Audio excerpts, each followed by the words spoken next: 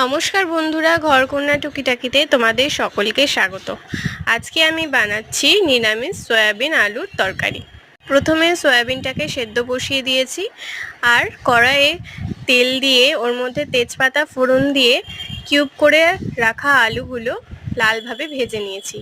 আলুগুলো লালভাবে ভাজা হয়ে গেলে তার মধ্যে টমেটো আর লঙ্কা কুচি দিয়েছি।